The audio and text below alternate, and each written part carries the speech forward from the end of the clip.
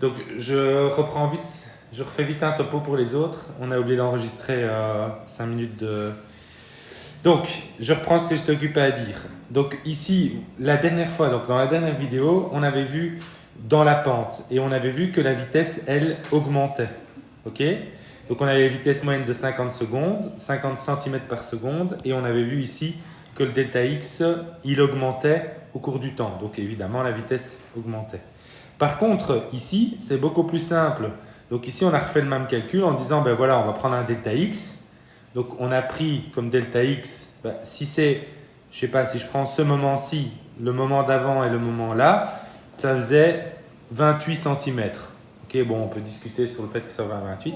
De là à là, 28, ou de là à là, 28. Donc, en fait, on parcourt toujours la même distance.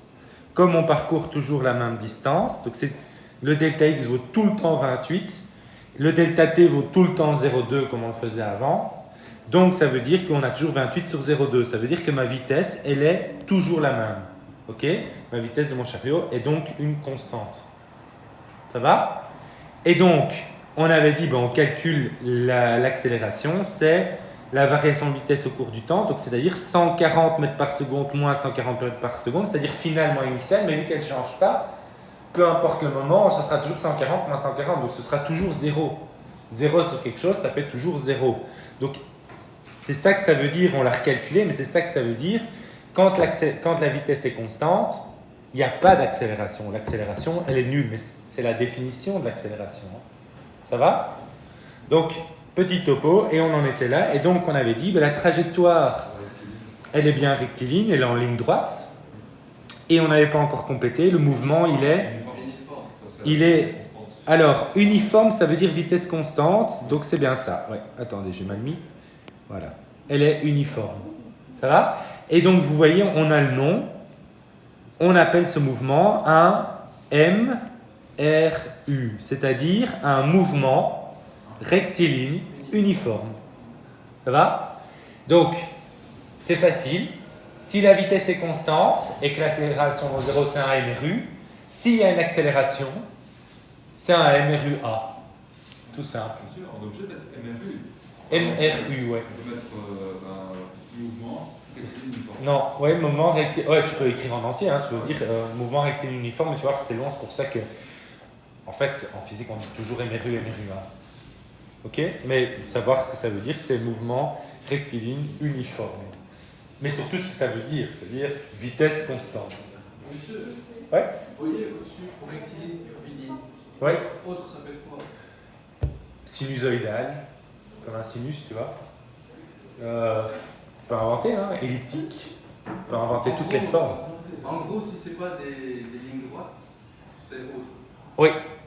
Tu vois, mais nous, on va étudier que ça. T'as, par exemple, souvent, en général, je le fais, on étudie le MCU, mouvement circulaire uniforme, forme de cercle. Tu vois? Et du coup, il y a d'autres formules et plus loin. Ça marche? Vous avez compris un peu l'idée? Alors, il y a des exercices qui sont plus loin où on vous dit, et en gros, à l'interro examen, pendant la session, ce que je vous demanderai, je poserai peut-être l'une ou l'autre question là-dessus, mais sur tout ce que j'ai fait, c'était vraiment surtout sur de l'introduction. Ce que je ferai, c'est probablement vous donner des exercices comme vous avez et de me calculer une vitesse, une accélération et de comprendre ce qu'il y a dedans. De comprendre quand l'accélération vaut 0 ou des choses comme ça. Ça marche? On se réentraînera, je vais continuer à essayer de terminer, mais du coup, vous pouvez déjà, si vous voulez gagner du temps, je le dis déjà, tout à la fin ici, il y a déjà des exercices. Vous pouvez déjà aussi faire un certain nombre d'exercices sur les vitesses. Et après, vous pouvez déjà commencer ce que vous voyez avec les vitesses. Après, je vous expliquerai comment faire pour inventer n'importe quel exercice. Monsieur, Ouais? ça, il y aura l'apéro mardi. Oui. Pas mardi, hein? Non, non, non. Ah, pas la semaine Non, non. prochaine, que les kilos, Oui, oui, oui, oui. C'est déjà beaucoup, hein? Ça va? Ça, c'est pour après. Je vais pas vous achever quand même, hein? Oui, voilà. Ça va? Il y a déjà pas mal avec les clones, etc. Hein? On n'est pas des génies. Ça c'est pas forcément vrai, mais... Vous n'êtes pas des génies.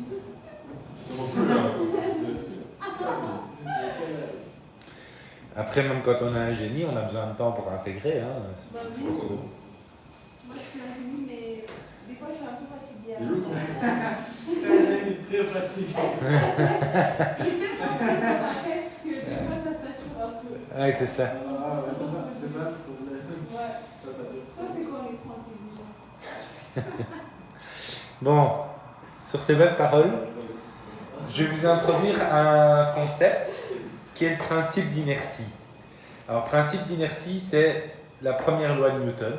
Donc, je vais vous évoquer au moins deux des trois lois. Je pourrais peut-être évoquer rapidement l'autre, mais je vais vous expliquer les... Enfin, si on l'a déjà fait, la troisième loi. Alors, qu'est-ce que c'est que l'inertie? Alors,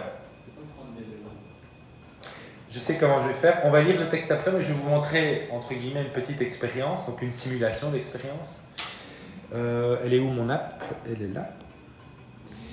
Et je vais revenir ici. Mécanique. Et il faut trouver première loi. Voilà. Alors, regardez. On voit? On a un beau bus qui se balade. Ok? Alors, à l'intérieur du bus, je vais appuyer sur le bouton rouge et le bus va s'arrêter. À l'intérieur du bus, il y a plusieurs objets. Il y a un ballon avec écrit HE, c'est hélium. Vous ne le regardez pas et faites comme s'il n'était pas là. C'est moi ou il y a un peu de bruit là? Quand même violent.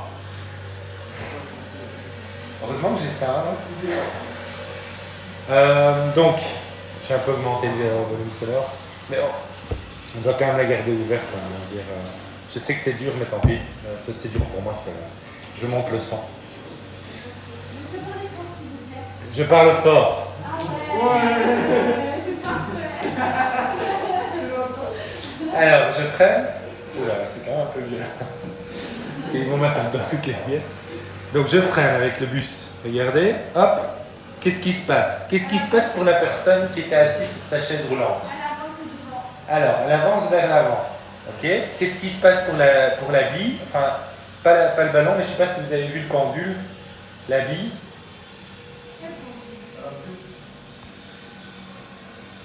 Vous avez vu la petite boule noire? Ah oui. Ok. Alors, je vais la refaire. Vous voyez où elle est? Qu'est-ce qui se passe pour elle? Elle a bougé comment quand on a freiné? Vers l'avant. Ok. Oubliez pour le moment, je vous ai dit le ballon, on regarde que cela. Donc, en fait, est-ce que... Donc, ça, c'est le principe d'inertie. On va essayer d'un peu le décortiquer ensemble. Qu'est-ce qui se passe quand on freine dans ce bus? On avance vers l'avant. Alors, la question, c'est on avance vers l'avant. Est-ce qu'en fait, on avance vraiment vers l'avant? On avance vers l'avant. En fait, on a l'impression qu'on avance vers l'avant, mais en réalité, regardez ce qu'il y a à l'extérieur. Là, maintenant, quand j'ai avancé, quand le bus a démarré, qu'est-ce qui s'est passé? On a reculé. Mais en fait, on essaie d'imaginer un peu comme dans le bus ou comme dans le tram. Le bus avance, ok? Donc il démarre. Moi, je suis ici. Nos pieds sont sur place, mais il n'y a que notre corps qui est vers l'avant. Alors, donc pour le moment, faisons le cas pour qu'on précise bien de savoir de quoi est-ce qu'on parle. Vous voyez, imaginez le bus. Moi, je suis dans le bus, ok? Le bus avance. Enfin non, d'abord, je vais l'arrêter.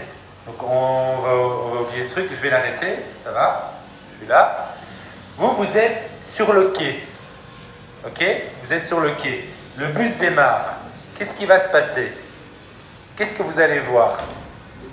Le bus avance. Et moi, qu'est-ce que vous allez voir? Vous allez me voir être sur place. Vous voyez ça? Donc, en fait, il y a une question de relativité du mouvement. C'est-à-dire que par rapport au bus, on avance ou on recule. Mais en réalité, ce qui se passe, c'est simplement le bus avance et moi, il n'y a aucune raison que j'avance aussi.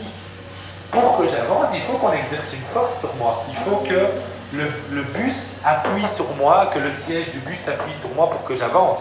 Sinon, je reste sur place. Vous voyez? Donc, c'est ça qu'il faut essayer de comprendre. C'est que quand je suis ici, le bus démarre, tu vois? Tu vas me voir, moi je reste sur place, le bus avance. Tu vois ça? Mais comme je suis collé avec mes pieds vont faire comme ça, donc tu peux imaginer, mes pieds avancent, mais moi je tombe. Et donc, quand on est dans le bus, on a l'impression qu'on recule. On recule en fait par rapport au bus, mais par rapport à la terre, on reste droit. Vous comprenez l'idée? Et bien ça, c'est le principe d'inertie. C'est que tant tant qu'il n'y a pas une force qui s'exerce sur moi, je reste au repos. Ok? Et de la même manière, tu vois, ici, quand je suis en mouvement, quand je m'arrête, qu'est-ce qui se passe? En fait, c'est le bus qui s'arrête. Mais moi, qu'est-ce que je fais? Je continue mon mouvement à la même vitesse que le bus. Vous comprenez? Donc, regardez-le. Là, le bus freine, il s'arrête. Et qu'est-ce qui se passe avec la personne? Elle avance. Mais en fait, elle avance par rapport au bus, mais elle continue à avancer par rapport au reste. Elle garde sa vitesse. Ça veut dire aussi que s'il n'y a pas de ceinture, rien du tout, le bus roule à 50 km/h, il s'arrête net, vous continuez à 50 km/h, et si vous n'avez pas de ceinture, qu'est-ce qui se passe? C'est à 50 km/h que vous prenez le pare-brise. Vous comprenez? Et donc vous voyez le danger de la vitesse aussi.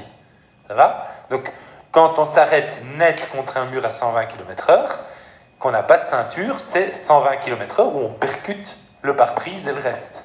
Vous comprenez l'idée? Et ça, c'est juste la physique, c'est le principe d'inertie. Ça marche? Vous avez bien compris? N'oubliez pas que les petites applications comme ça, si vous avez envie de vous replonger un peu dedans pour y réfléchir, elles sont toujours accessibles sur le net et il y a le lien, toujours, Vascas, il y a toutes les applis que je vous montre. Ça va? Alors, je ne sais pas si vous avez remarqué, ça c'est, je ne vais pas le mettre vraiment dans la matière, voilà. C'est juste que quand je l'ai vu, moi je me suis fait avoir. J'ai cru qu'il y avait une erreur dedans. Ok? Parce que j'ai tellement l'habitude de donner les cours de physique. Et en fait, après j'ai réfléchi, c'est pas une erreur. Si vous regardez l'hélium, par rapport au reste, qu'est-ce qu'il fait? Quand on démarre, l'hélium, qu'est-ce qu'il fait? Il bouge. Il s'arrête. Il bouge, mais dans quel sens? En avant. Non, vers l'arrière. Donc, alors, on va le refaire ici. Donc, on s'arrête. On s'arrête. Donc, théoriquement, vous auriez dit quoi pour l'hélium? Si je m'arrête, qu'est-ce qu'il devrait faire? Là, il bouge pas. Ouais, le lion bouge pas, c'est pas l'eau. Donc, le ballon, hein? Ouais. Le ballon rouge. C'est de l'hélium dedans, il flotte. Il va en arrière. Alors, quand je m'arrête, mais théoriquement, ça aurait été un autre objet, qu'est-ce qu'il ferait? Vers l'avant. Il devrait aller vers l'avant, c'est ce qu'on se dit. Mais l'hélium, Et là, quand on le fait, beaucoup plus léger. il va de l'autre C'est côté. parce que l'hélium, il est beaucoup plus léger que l'air. Alors, exactement. Mais pourquoi il va quand même en arrière? À cause de la vitesse. Et il est trop Le léger. poids. Alors, vous avez donné la réponse, mais vous n'avez pas vu ce qu'il y avait. Enfin, pourquoi dans cette réponse. Enfin, pourquoi il y a une partie de correct dans votre réponse? Que la vitesse du bus, elle est revenue par l'arrière, enfin par l'avant. Parce que l'air, il est plus lourd Alors, que l'hélium. et il est où l'air? C'est exactement ça la L'air, réponse. il est partout. Et l'hélium, il est juste ici. Exactement. Et vu qu'il est beaucoup plus léger, avec la vitesse, c'est pas comme ça. Exactement, t'as bien compris, bravo. Franchement, c'est très très bien, hein, parce que moi-même, quand j'ai vu le truc, j'ai pas réfléchi à ça au départ. Ok? C'est après en me disant, ça se passe vraiment que j'ai fini par réfléchir au truc. Mais c'est exactement ça. Regardez, maintenant quand j'accélère, qu'est-ce qui va se passer avec l'air qui est dans le bus? Je vais accélérer. L'air qui est dans le bus, il va faire quoi? Il va aller au fond. Comme l'hélium est plus léger que l'air, il va se mettre devant. Vous comprenez? Exactement comme l'hélium se met au-dessus de l'air parce qu'il est plus léger. Ok? Alors quand je dis plus léger, en fait c'est moins dense, ou sa masse volumique est plus faible, c'est plus précis. Mais bon, ça va? Vous voyez, tu vois le truc ou pas? Donc, imagine tout l'air ici dedans. T'accélères, donc globalement l'air se met comme ça. Mais donc du coup, lui, l'hélium, il est moins dense, donc il va aller se mettre là où c'est moins dense. Donc il va se mettre à l'avant, parce que le reste de l'air recule. Mais l'air, elle ne pousse pas en arrière. Donc non, parce que l'air se met derrière, et ce qui est plus léger se met devant. Tu comprends? Et celui-là, où il y a moins d'air. Donc je le refais, hop, il accélère, l'air se met à l'arrière, et du coup l'hélium, comme il est plus léger que l'air, il se met vers l'avant. Ça va? Et puis là, maintenant, tout roule en même temps. Et si je fais l'inverse, que je m'arrête, qu'est-ce qui se passe? L'air va se mettre vers l'avant, et donc le ballon va aller vers l'arrière. Et donc il réagit il réagit à l'inverse des autres. Mais en fait, c'est pas parce que l'inertie ne fonctionne pas. C'est simplement qu'il y a vraiment l'inertie. Il y a l'inertie de l'air. Mais il y a l'hélium qui se met au-dessus. Vous comprenez? Ça va pour tout le monde? Donc, ça c'est un bel exemple. Hein. Première loi de Newton sur l'inertie. Alors, on va faire, donc vous avez pigé. Vraiment, moi je pense que s'il y a un moyen, c'est le truc dans le tram. Vous voyez, sur le quai. Je trouve que c'est un bon moyen de visualiser. On est dans le tram. Vous êtes sur le quai, moi je suis dans le tram. Le tram avance. Ben, je reste sur place. Vous voyez, je reste sur place. Mais mon corps enfin mes pieds m'entraînent vers là-bas. Donc si je tombe, on imagine, vous, c'est comme si vous me voyez tomber sur place, mais dans le tram, on va me voir reculer à l'arrière du tram. Vous voyez ça? Ou à l'inverse, le tram arrive, ok, il freine, donc il s'arrête et vous voyez le tram arrêter, et moi, qu'est-ce que vous voyez faire? Vous me voyez continuer à la même vitesse. Ok, et puis à un moment, j'accroche quelque chose et je m'arrête. Ça va? Vous avez pigé?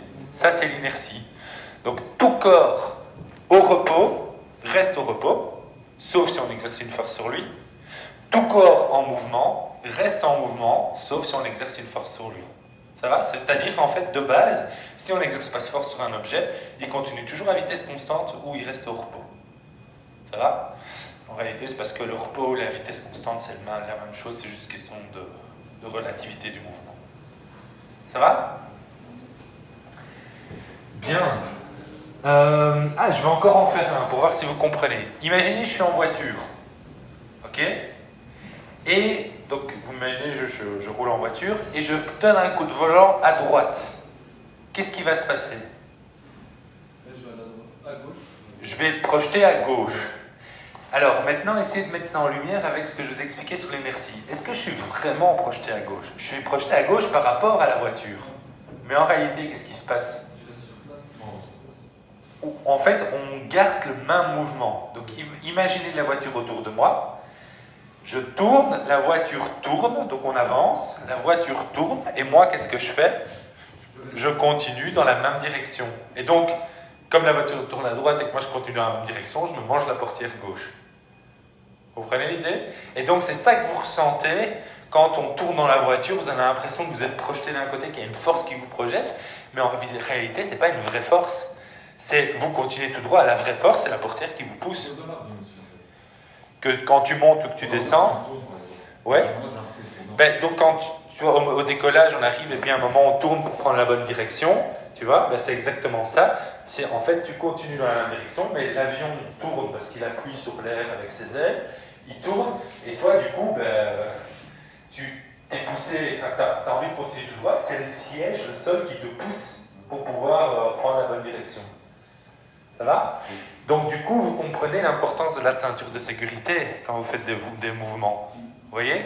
La ceinture de sécurité, elle est là pour exercer une force sur vous, pour vous empêcher de continuer votre mouvement.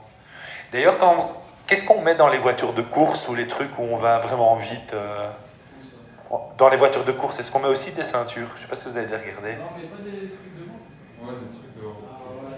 Alors, il y a des harnais, c'est des harnais qu'on met. Ok, on peut même mettre des arceaux, etc. Mais donc, c'est des harnais pour avoir une grande surface en contact. Parce que plus on a la grande surface, plus on va exercer de force partout pour bien essayer de ralentir. C'est logique parce que là, on va vite, quoi. Ouais. Mais remarquez qu'il y a une limite pour le corps, hein, parce qu'à l'intérieur de votre corps, vous avez des organes. Chaque organe aussi, il continue son mouvement. Donc, quand vous êtes dans des fusées ou dans des choses comme ça, si les accélérations sont trop importantes, ou décélérations, parce que c'est souvent dans un choc, allez, même si vous êtes bien attaché, on peut avoir les organes qui sont à l'intérieur qui viennent frapper contre vos côtes ou des choses comme ça et avoir des hémorragies internes. Ah oui? Ok?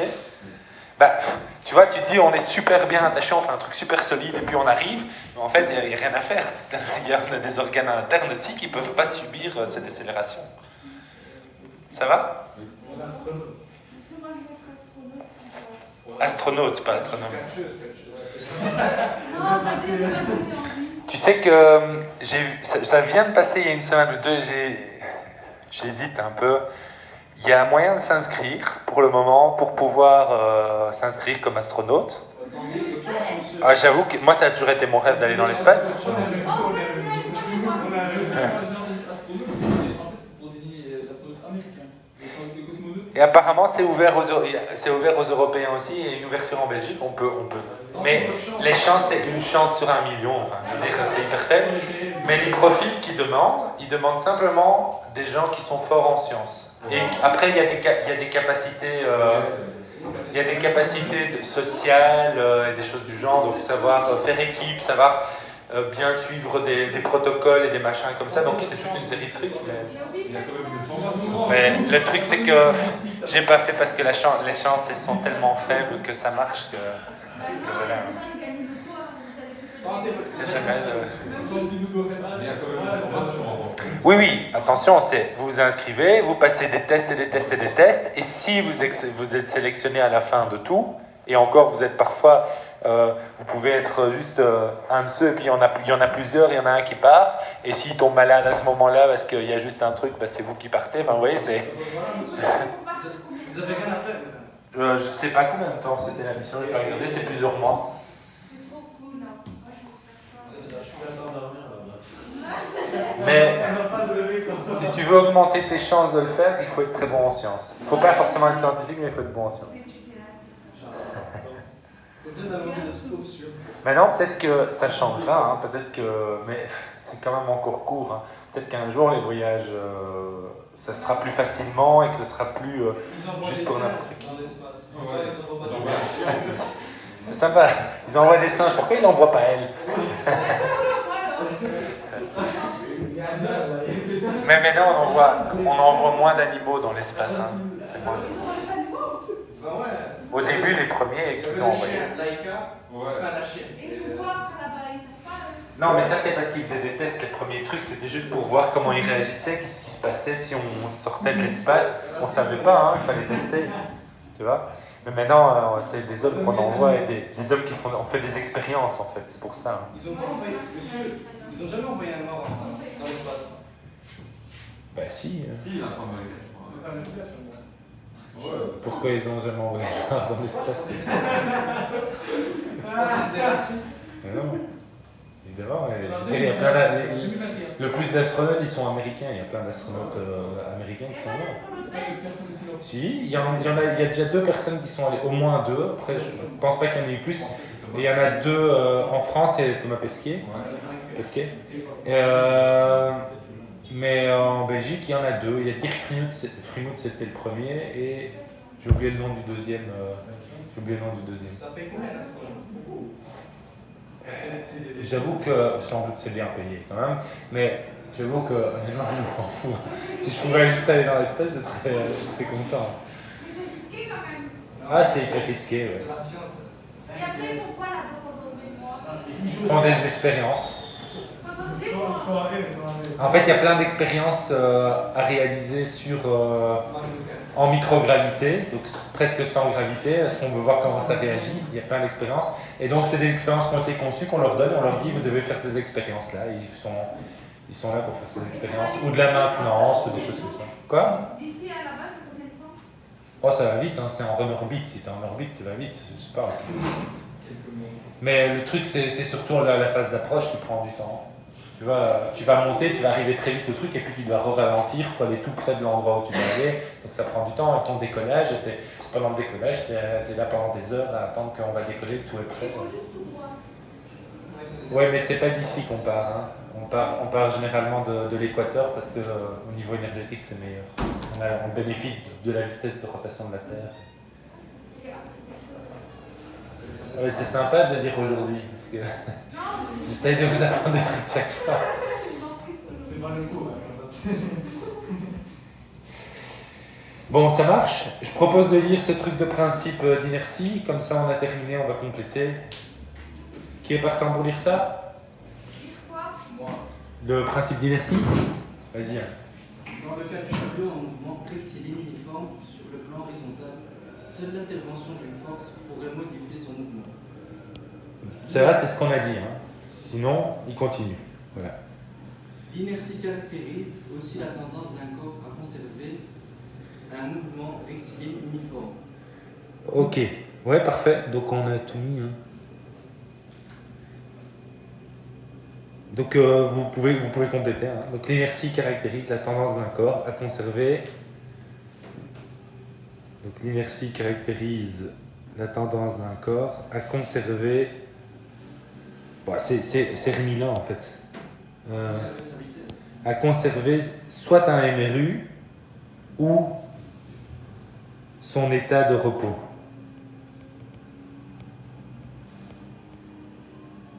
Ok? Donc, ça veut dire que l'inertie, c'est le fait qu'un corps, s'il a une certaine vitesse, s'il est en MRU, il reste en MRU. Sauf s'il y a une force. S'il est au repos, il reste au repos, sauf s'il y a une force. C'est ça que ça veut dire. Ça va? Continuons.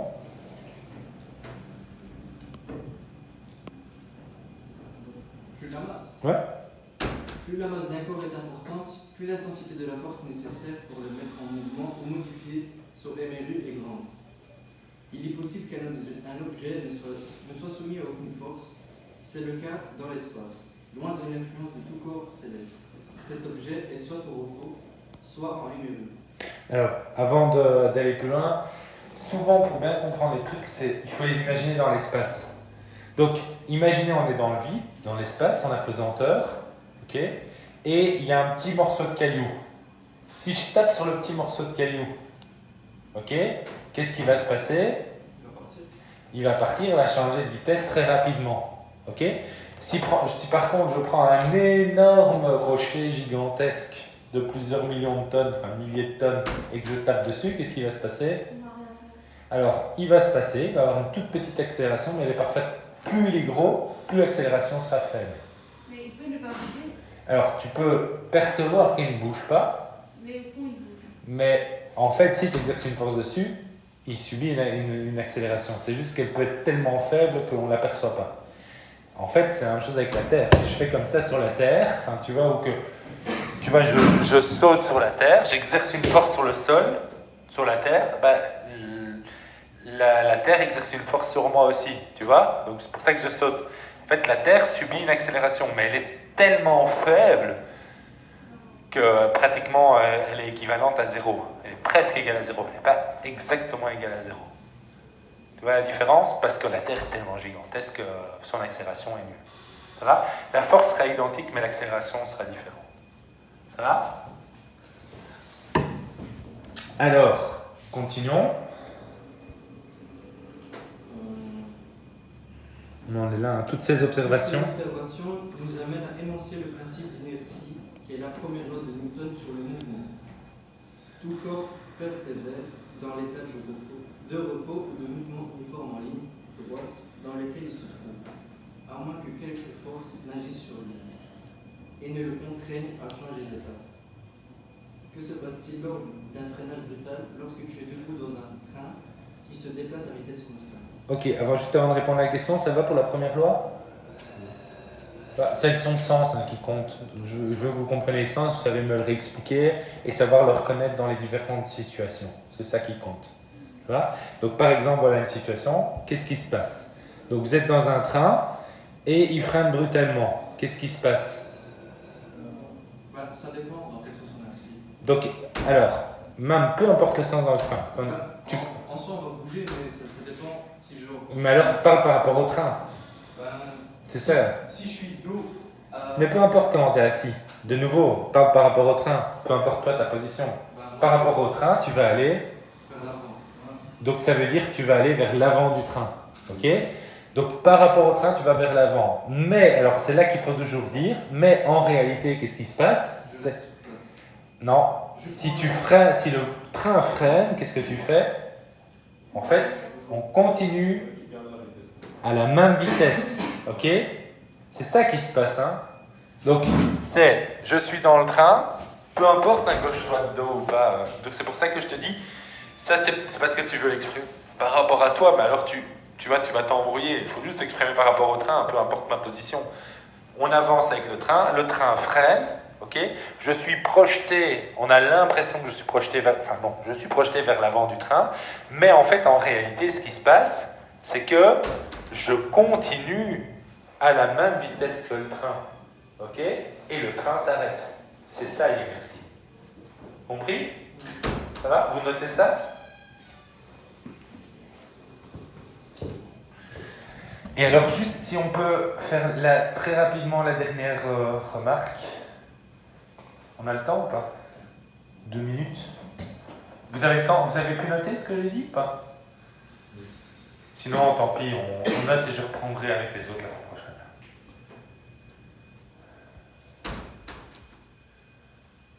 Ça va? Monsieur, en fait, quand Oui. le train s'arrête, quand on va vers l'avant, on va à la même vitesse que le train. Que le train qui allait au départ. Tu vois? Évidemment, ce qui se passe, c'est que évidemment, tu t'accroches un peu à quelque chose, etc. Donc, il y a des forces qui vont te ralentir. Mais si tu imagines que tu es dans un avion en apesanteur ou quelque chose comme ça, si le train T'arrêtes qu'il n'y a rien pour t'arrêter, tu fonces juste à la même vitesse. Tu vois? Alors imaginez que quelque chose percute enfin, qu'il arrive dans une station à la pesanteur et qu'elle freine directement, vous n'avez rien pour vous freiner, vous arrivez à percuter la paroi à la vitesse à laquelle ça se déroule. Quoi. Vous imaginez, ça peut être vraiment dangereux. Voilà. C'est pour ça que je le disais dans les voitures et machin, moto aussi, hein, votre moto s'arrête parce qu'elle cale sur un truc et que vous volez, ben vous voulez à la vitesse à laquelle vous rouliez. Quoi. Donc c'est quand même vachement dangereux. Hein. Ça marche? Ok, allez, on se revoit. Ben, ce qui est bien, c'est qu'on se revoit quand même. Toi, on se revoit jeudi et les autres, on se revoit mardi prochain. Super.